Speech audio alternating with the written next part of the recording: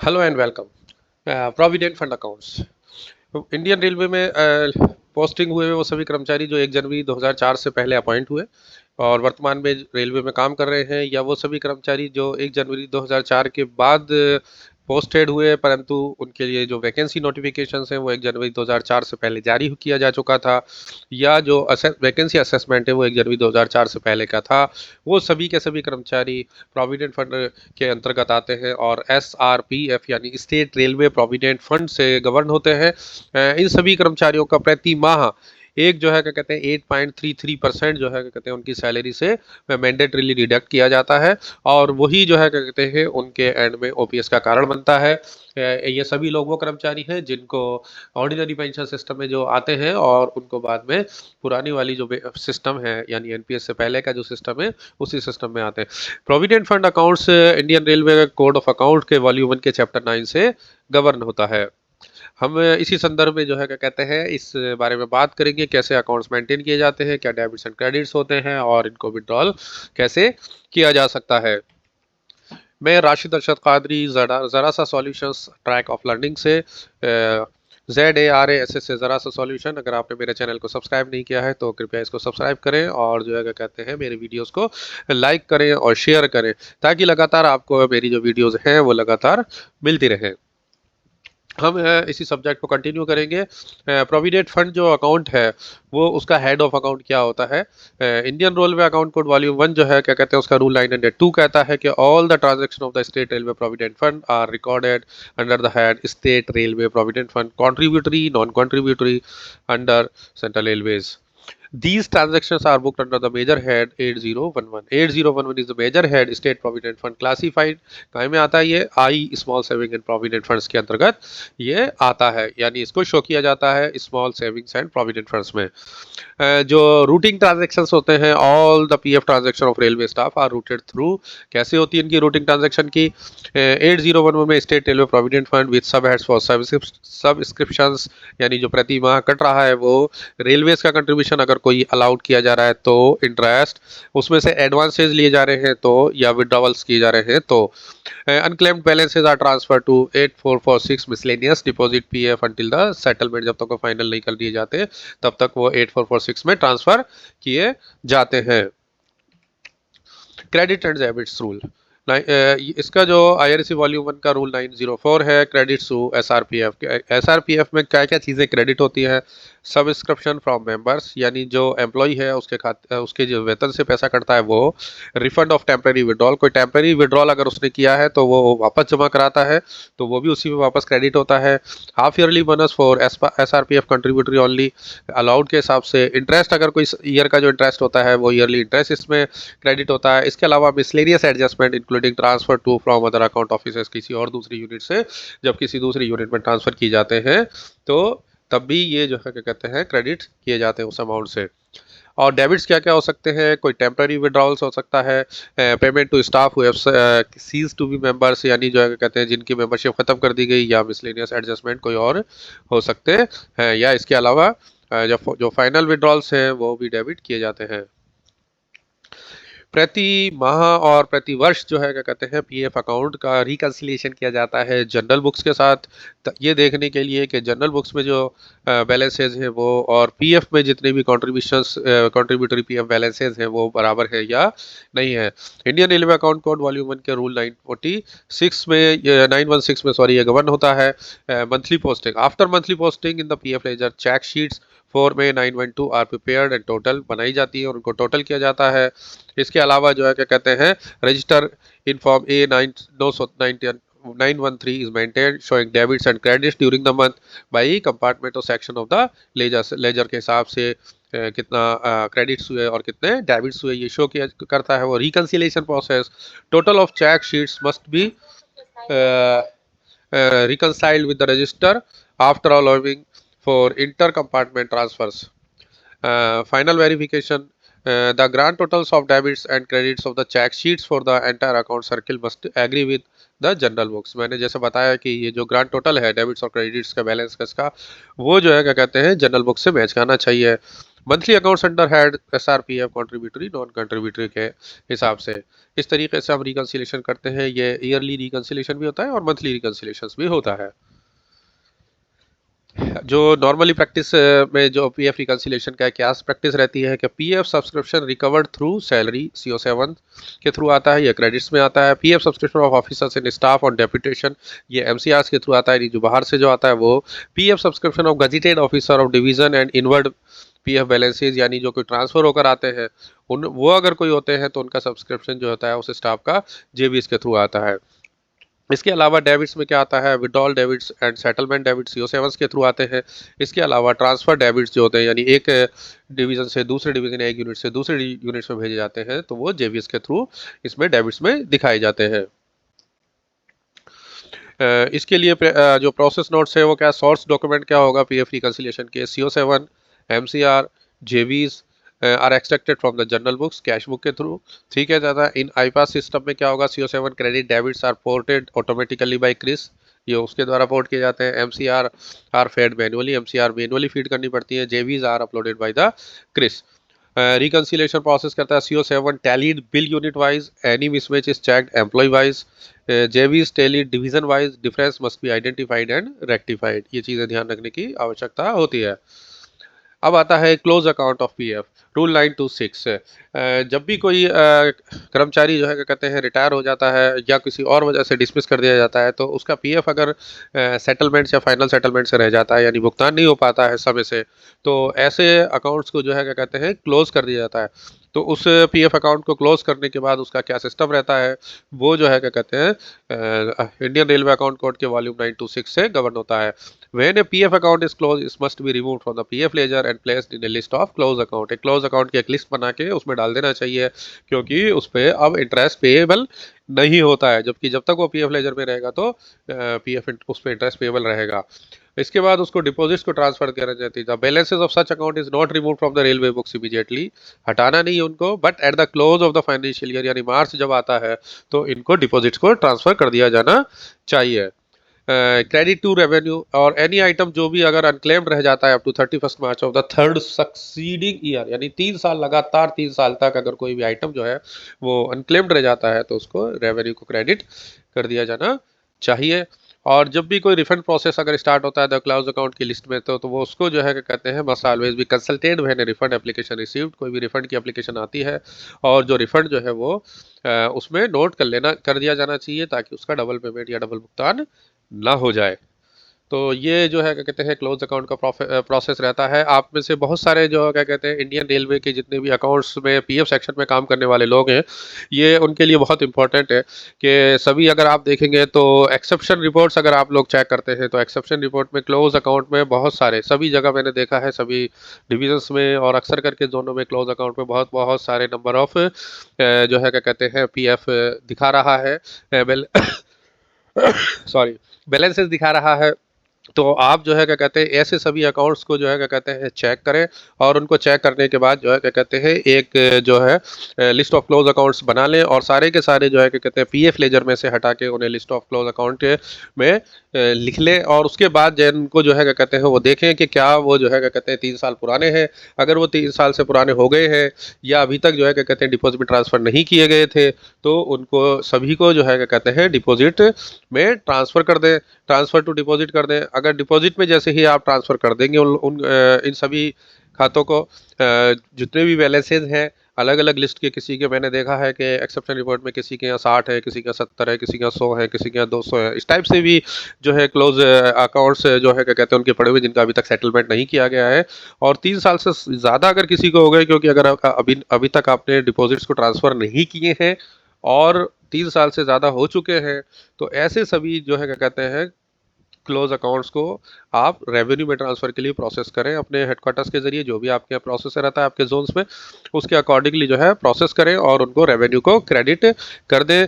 ताकि जो है क्या कहते हैं आपके पीएफ में जो बेवजह वो बैलेंसेस दिखाए जा रहे हैं और एक्सेप्शन रिपोर्ट में जो शो हो रहे हैं वो एक्सेप्शन रिपोर्ट से वो आइटम हट सके और वो क्लोज अकाउंट और डिपॉजिट्स में शो हो जाएं और फिर डिपॉजिट्स के जरिए उन पर नज़र रखी जानी चाहिए। अगर कोई ऐसे हैं जो 3 साल से कम के हैं तो उनको डिपॉजिट के जरिए उन पर नज़र रखी जा सकती है।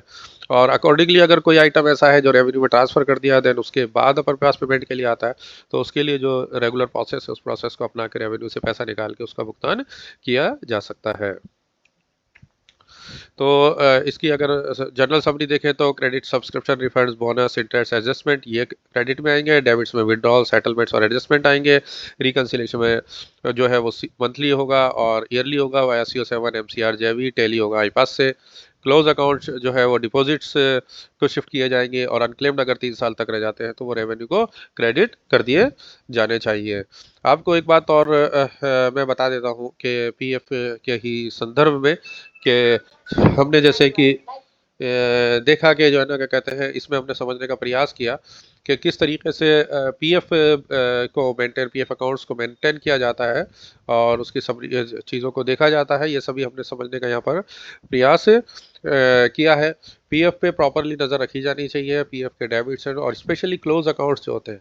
और अगर कोई ट्रांसफ़र आपके यहाँ से हो रहा है, ट्रांसफ़र आउट वाला केसेस है तो एज अर्ली एज पॉसिबल उसको जल्दी से जल्दी जो है क्या कहते हैं ट्रांसफ़र आउट किया जाना चाहिए ताकि एक्सेप्शन रिपोर्ट्स में वो ना आए और आपको एक्सेप्शन रिपोर्ट से आइटम कम किए जा सके। ये आपको ध्यान अगर कहीं निगेटिव बैलेंसेज अगर आपके यहाँ आ रहे हैं तो निगेटिव बैलेंसेज जो है क्या कहते हैं क्रिस के साथ मिलकर उनका भी सॉल्यूशन जल्द से जल्द किया जाना चाहिए। कोई कहीं से ट्रांसफ़र होकर आने वाला था या वाट एवर जो भी केसेज है उनके अकॉर्डिंगली उनको रिजॉल्व किया जाना चाहिए।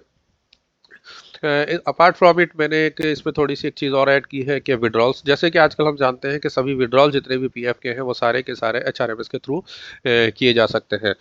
एचआरएमएस में जो है क्या कहते हैं अगर आप कोई भी व्यक्ति जो एसआरपीएफ से गवर्न होता है जब भी वो अगर एचआरपी अपना जो है एचआरएमएस में जाएगा तो वो पीएफ विड्रॉल सेक्शन में अगर जैसे ही जाएगा पीएफ से रिलेटेड उसमें मॉड्यूल में तो वो उसके पास विड्रॉल का ऑप्शन रहता है। तो विड्रॉल में उसके पास 2 तरह के ऑप्शन हो सकते हैं, एक तो फाइनल विड्रॉल हो सकता है और एक एडवांसेज यानी जैसी जिसे हम टेम्पररी कहते हैं। टेम्पररी रिकवरेबल होता है जबकि फाइनल विड्रॉल होता है वो परमानेंट होता है। तो फाइनल विड्रॉल जो है क्या कहते हैं लेंथ ऑफ सर्विस से डिपेंड करता है कि more than 10 years of service हो गए then you are eligible to get the final withdrawals. तो फाइनल विड्रॉल ले सकते हैं आप। तो बहुत आसान तरीका है उसमें जैसे ही आप एचआरएमएस पर जाएंगे तो एचआरएमएस पे जाने के बाद आपको पीएफ में जाएंगे, पीएफ में जाने के आपको विड्रॉल चाहिए तो विड्रॉल लेंगे, विड्रॉल किस टाइप का चाहिए उस विड्रॉल को आप है ना क्या कहते हैं क्लिक करेंगे, कितना अमाउंट चाहिए, कितना किस रीज़न से चाहिए वो सारे रीजंस वगैरह उसमें आप देखेंगे और एक सेल सर्टिफिकेट आप दे सकते हैं किसी भी चीज़ के लिए।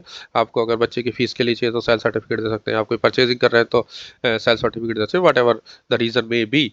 तो वो सेल सर्टिफिकेशन बहुत सारे डिविजन्स ऐसे भी हैं जो मतलब सेल सर्टिफिकेशन नहीं भी ले रहे हैं क्योंकि उनका मानना यह है कि एचआरएमएस पे अगर किसी व्यक्ति ने कोई भरा है तो नेचुरली बात है वो it is already self certified कि उसी ने फिल किया है अपनी आईडी से।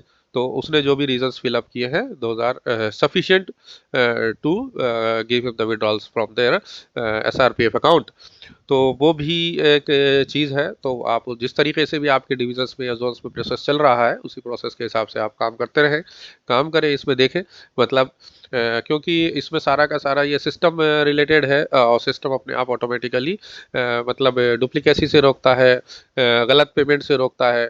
कोई ज़्यादा विड्रॉल नहीं ले सकता, जो होता है एलिजिबल विड्रॉल है उससे ज़्यादा उसको नहीं मिलेगा, लाइक दैट। रीजंस जो हैं वो भी उसको भी वो चेक करता है, अगर एक रीजंस के लिए अभी लिया है तो इमीडिएटली उस रीजंस के लिए नहीं मिल रहा है, लाइक दैट। इस टाइप से उसमें अवेलेबल है और उसमें बहुत जल्दी होता है। ये एक ट्रांसपेरेंट सिस्टम है। मुझे लगता है कि एचआरएमएस में 2 चीज़ें पास के अलावा एक पीएफ विड्रॉल जो है वो सबसे आसान बनाया गया है, बहुत अच्छा लगता है मुझे। फाइनल विड्रॉल्स के जो बेसिकली रूल हैं वो RBE 47/2017 से गवर्न होते हैं। परमिशेबल पर्पस क्या हो सकते हैं, एजुकेशन होता है, ऑब्लिगेटरी फैमिली सेरेमनीज हो सकती हैं, इलनेस ऑफ सेल्फ और फैमिली हो सकता है, परचेज ऑफ कंज्यूमर ड्यूरेबल्स हो सकता है, एक्सटेंसिव हाउसिंग नीड्स हो सकती है, by build repay housing loan renovation reconstruction house site purchase etcetera. इनके लिए जो मतलब इसको लिबरलाइज किया गया और आसान किया गया, इसके लिए फाइनेंशियल लिमिट्स क्या है कि अप टू 12 मंथ्स पे और 3/4 of the PF balance which ever is less, यानी उनमें से जो भी कम हो। इलनेस के केस में 90% ऑफ बैलेंस तक का भी दिया जा सकता है। फॉर सेवरल हाउसिंग हेड्स में विड्रॉल आफ्टर 10 ईयर्स सर्विस के दिया जा सकता है। इसके अलावा जो रिटायर होने वाले लोग हैं उनको 2 साल पहले तक बिना रीज़न बताए भी दिया जा सकता है। मोटर व्हीकल परचेज के केस में motor car, two wheeler by repair, overhaul और make booking deposit normally up to 3/4 of the balance और cost whichever is lower होगा आफ्टर 10 ईयर्स सर्विस दिया जा सकता है। प्री रिटायरमेंट जैसे मैंने कहा, pre retirement without reasons up to 90% of balance permitted within 2 years before superannuation expended from 1 year. ठीक है, तो ये भी दिया जा सकता है। Documentation requirement, no documentary proof needed, self declaration to the controlling officer is sufficient for sanction. मैंने जैसे आपको बताया self declaration to the controlling officer is sufficient for sanction. That's why I am telling कि बहुत सारे divisions हैं या बहुत सारे जोन्स इस तरीके से काम कर रहे हैं कि एचआरएमएस को अगर किसी ने अप्लाई कर दिया that means it is already self declared by him के उसने फीड किया है रीजन, उसने फीड किया है अमाउंट, उसने फीड किया है टाइप विड्रॉल, तो that's why it is sufficient for him to के बोलते हैं ठीक है इसको दे दिया जा सकता है। इसके लिए रेलवे बोर्ड ने कोई पहले प्रोसेसिंग टाइमलाइन नहीं हुआ करती थी, परंतु रिसेंटली उन्होंने प्रोसेसिंग टाइमलाइन भी तय की है। कोई कोडल प्रोविजन नहीं था पहले। टाइम लिमिट इन्होंने की कि कोई भी केसेस जो है जब भी कोई पीएफ मांगा जाता है उसको 15 डेज में जो है क्या कहते हैं सैंक्शन कर दिया जाना चाहिए, और कोई इमरजेंट कंडीशन हो लाइक इलनेस एक्सेट्रा तो 7 दिन के अंदर उसका भुगतान किया जाना चाहिए ताकि पीएफ लेने का जो मकसद है वो पूरा हो सके या उसको पीएफ टाइमली दिया जा सके। एडवांस या टेम्परेरी रिकवरेबल जो होते हैं वो आरबी 63/2017 से गवर्न होते हैं। मतलब जो है क्या कहते हैं आरबी 63/2017 इसकी डिटेल्स दी गई हैं। लिबरलाइज्ड ऑफ एसआरपीएफ एडवांसेस किस तरीके से किया गया है, सीलिंग अप टू 12 मंथ पे और 3/4 ऑफ पे बैलेंस है whichever is less, recovery maxi of 60 instalment में रिकवरी कर लेनी चाहिए, सैंक्शनिंग अथॉरिटी कंट्रोलिंग ऑफिसर जो भी है वो भी, service standard disposal with in 15 days, 7 in emergency. Same rules है विड्रॉल्स के, मतलब जो है क्या कहते हैं टेम्परेरी विड्रॉल और परमानेंट विड्रॉल दोनों में जो भी रूल है, फाइनल विड्रॉल दोनों में रूल्स ही है कि किस किस रीजंस पर दिया जा सकता है और कितना कितना दिया जा सकता है। ये आरबी क्लैरिफाई करता है इसको आईआरईसी इंडियन रेलवे एस्टैब्लिशमेंट को volume 1 SRPF rule special rule 925 on withdrawals and are reflected in the draft revise IREC texts including the 15 of 7 days timeline. इसके अलावा आप आरबी को देख सकते हैं 47 2017 और 63 2017 दोनों के दोनों लिबरलाइजेशन ऑफ विड्रॉल्स को लेकर हैं, तो आप इनके थ्रू भी आप जो है क्या कहते हैं चेक कर सकते हैं, इनको भी पढ़ सकते हैं। डिटेल्स में इनमें दिया गया है रीजंस वगैरह के लिए किस तरीके से और कितना लिया जा सकता है।